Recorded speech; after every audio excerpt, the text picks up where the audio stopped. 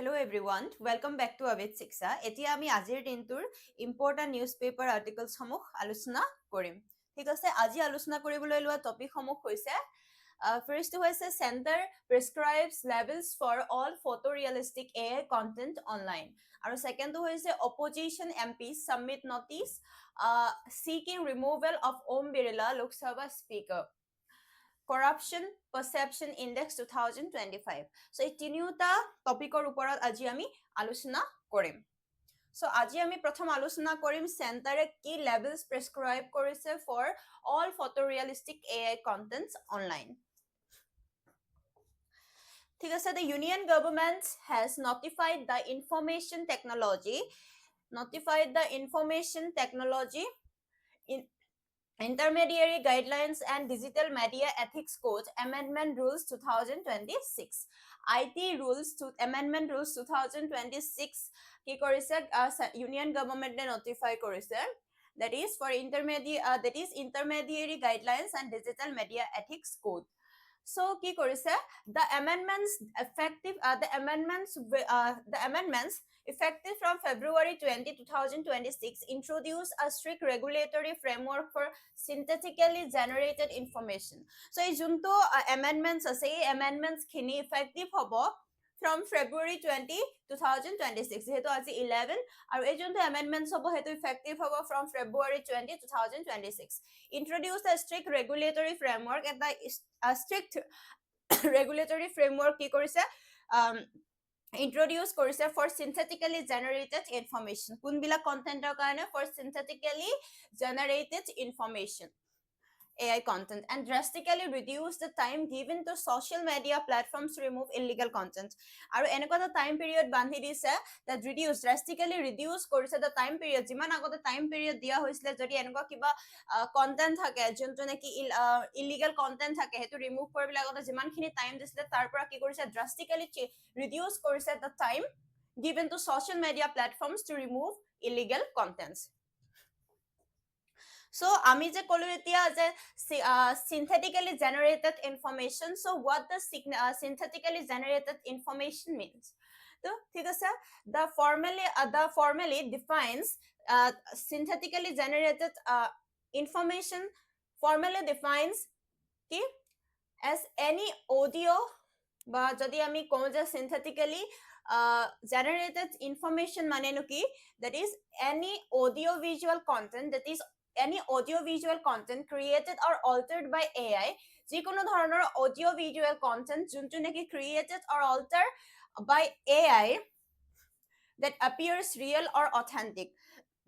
এনেকুৱা যিকোনো ধৰণৰ audiovisual content create কৰিছে বা alter কৰিছে AI through the and that appears real or authentic আৰু হেতু বনোৱাৰ পিছত কেনেকুৱা লাগে real and authentic লাগে. So এনেকুৱা ধৰণৰ content বিলাকক কি বুলি কৈছে synthetically generated information. So exemption কিছুমানত আকৌ দিয়া আছে, exemption কিহত দিয়া আছে good faith editing, ঠিক আছে, color correction, noise reduction and academic illustrative materials PDF PPTs are excluded if they don't distort the original meaning. So good faith editing বিলাক যত নেকি color correction বা noise reduction কৰা হৈছে and academic or illustrative materials যোনবিলাক PDF PPTs এই বস্তুবিলাক কি কৰা হৈছে এইবিলাকৰ editing যোনবিলাক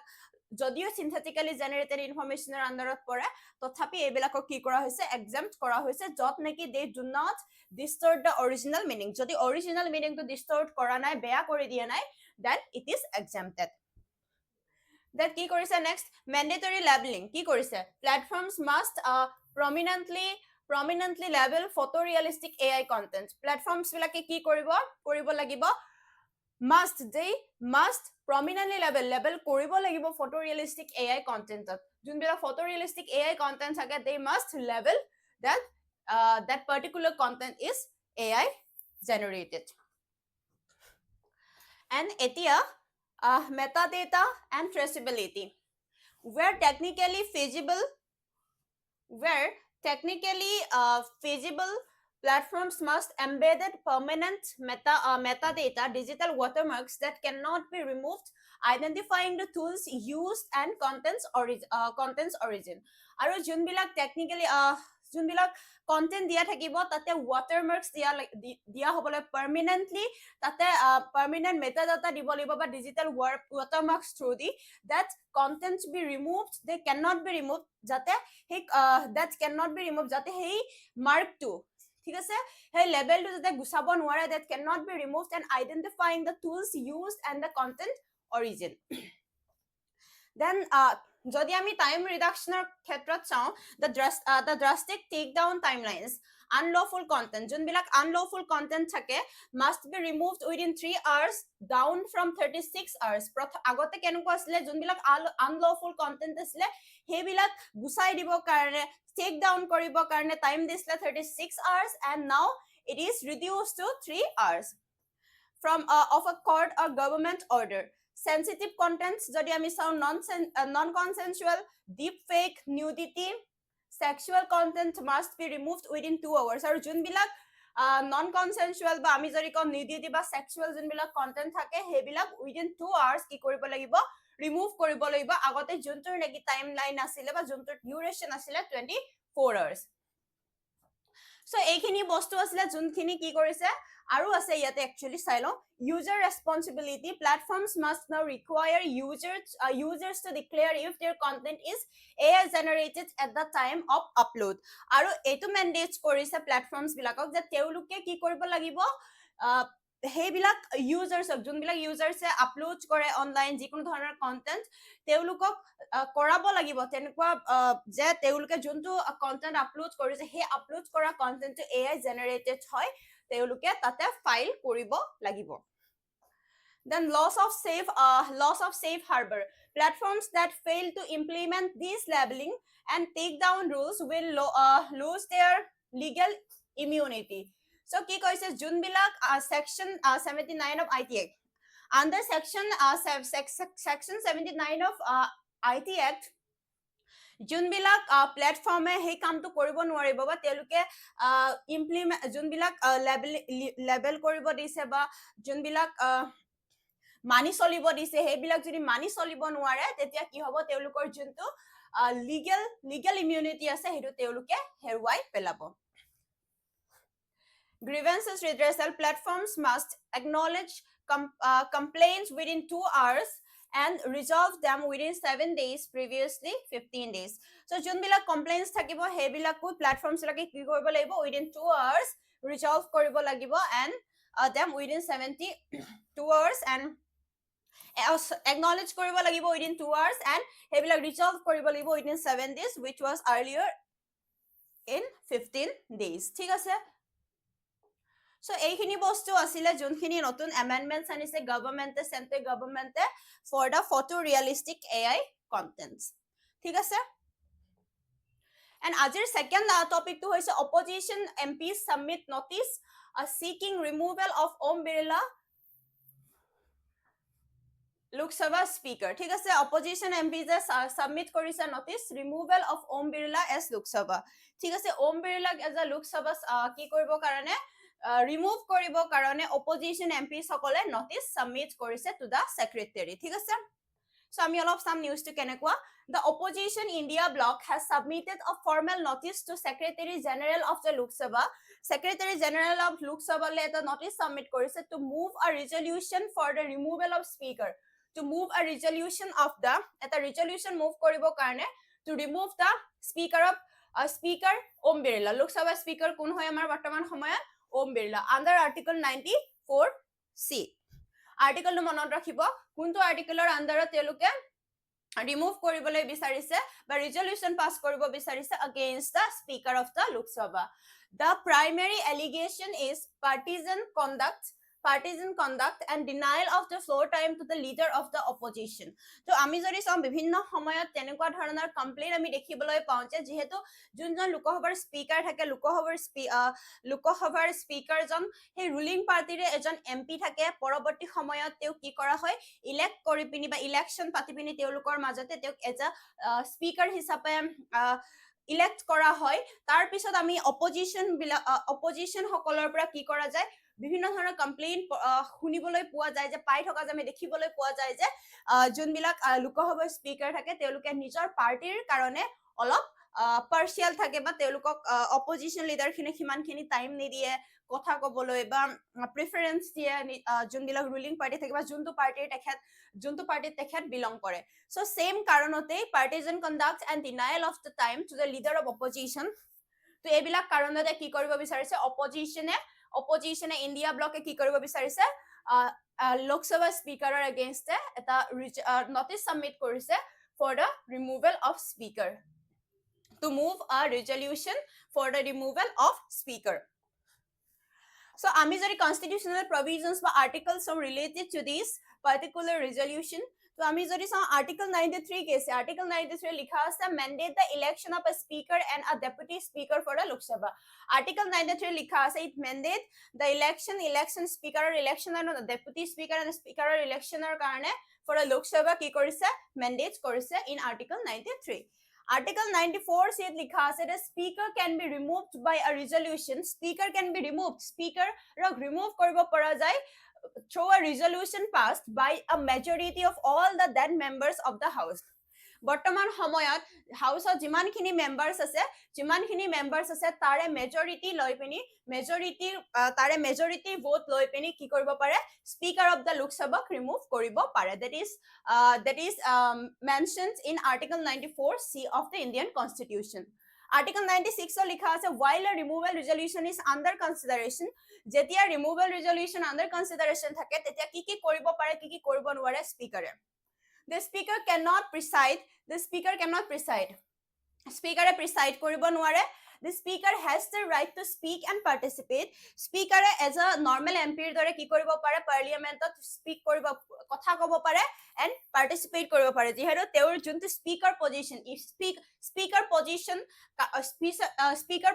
dur karone he resolution to pass kora hoise. So ekhini homoyot teu speak as a speaker ki koribo nuare preside koribo nuare but he has the right to speak and participate. The speaker can vote in the first instances. Normally as an MP dore ki koribo pare he can vote but not a casting vote. He will not be having a casting vote during that time. So removal procedure ami jodi removal procedure to step by step can remove kora jay notice submission junte tia hoi gol a written notice must be given to the secretary general and given written notice dibo lagibo secretary general le to require signature of at least two members at least two members are ki lagibo signature lagibo hey notice khonot in current news 118 MPs sign aru bortoman kali juntu pass juntu notice dise hey notice khonot ki hoise 118 jon MPs sign korise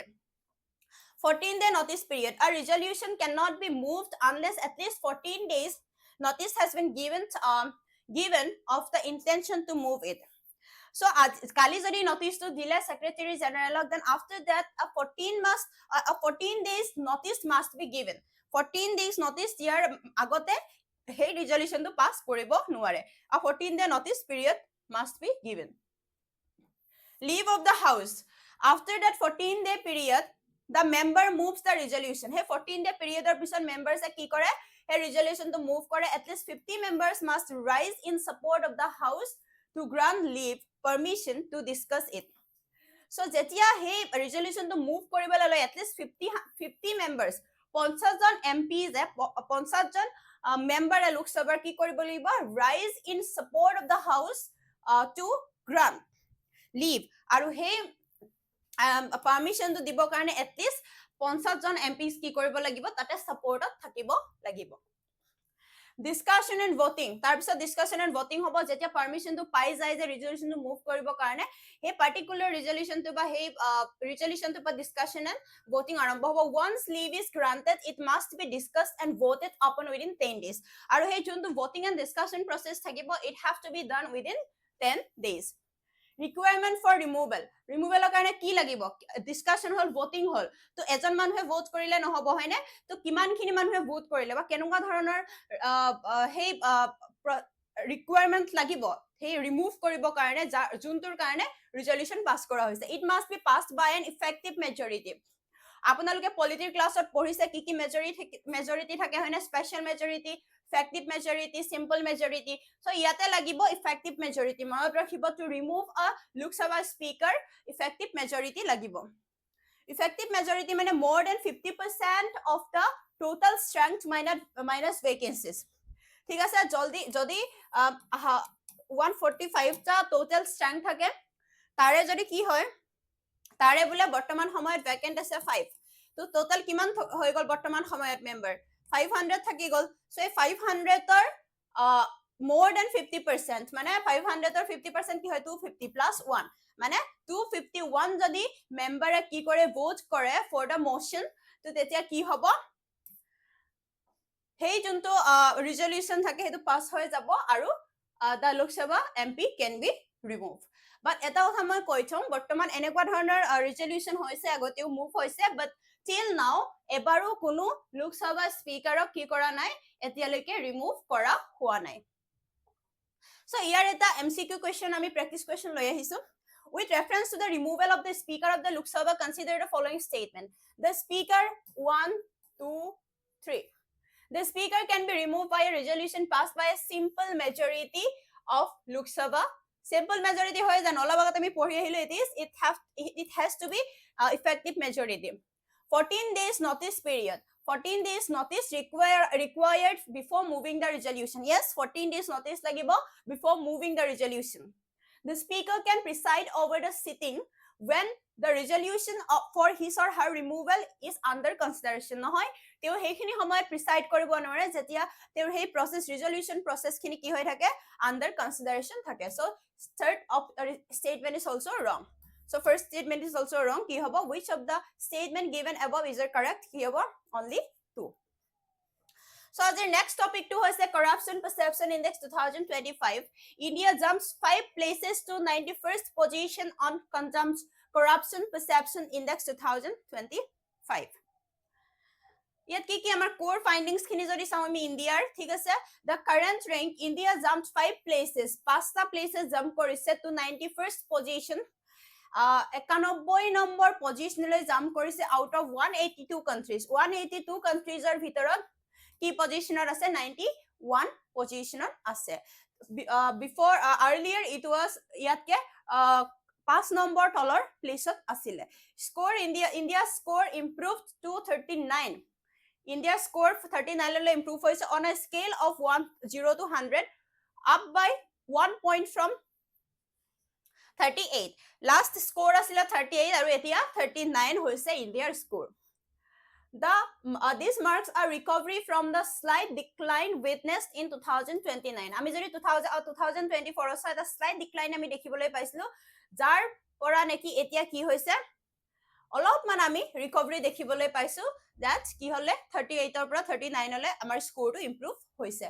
ঠিক আছে and India তেতিয়া কিমান আছিল 96 ৰেংকত আছিল আৰু এতিয়া 5 places jump কৰি ওপৰলৈ আহিছে that is 91st মনত ৰাখিব corruption perception index 2025 India rank কি হয় 91st আৰু earlier বা last year it was 96th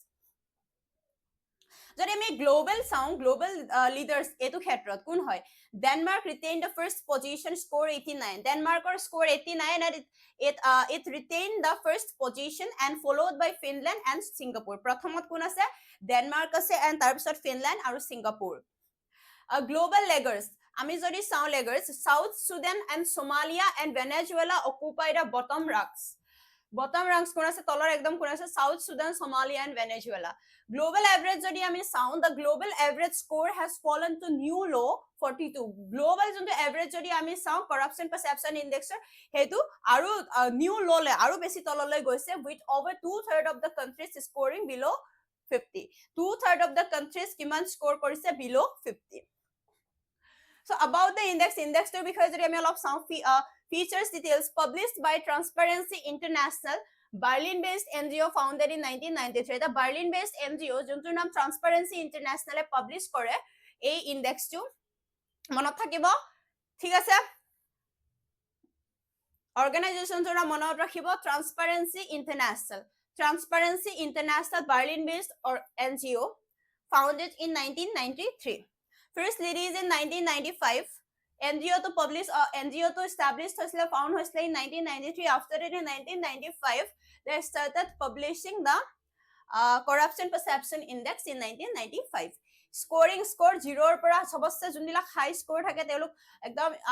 যদি হাই কৰাপ্ট থাকে সেই কৰাপ্টটো 0 পৰা যদি 0 থাকে মানে আল্টিমেট লেভেলৰ কৰাপচন হৈ আছে তাতে 200 ভেৰি ক্লিন যদি 100ত হ'ব পাৰে দেন ভেৰি ক্লিন তাত একো কৰাপচন নো কৰাপচন 0 কৰাপচন তো এতিয়ালৈকে 100 কোনো সুবই পৰা নাই আসলতে ঠিক আছে তো data sources uses 13 independent data sources 13 independent data sources use কৰে including the World Bank and World Economic Forum এই গোটেই বিলাক বস্তু ইউজ কৰি পিনি কি কৰে corruption perception index publish কৰে Transparency International that is a Berlin based NGO that ঠিক আছে so আমি যদি এটা MCQ চাও ইয়াৰ which of the following organization publishes the corruption perception index আহিব পাৰে that is Transparency International a Berlin based NGO ঠিক আছে so আজিৰ ইমানখিনি আসলে আজিৰ ইম্পৰ্টেন্ট নিউজ আৰ্টিকলছ সমূহ so কাইলৈ আকৌ আমি কাইলৈৰ দিনটোৰ ইম্পৰ্টেন্ট আৰ্টিকলছ সমূহ আলোচনা কৰিম আজিলৈ ইমানেই আছিল thank you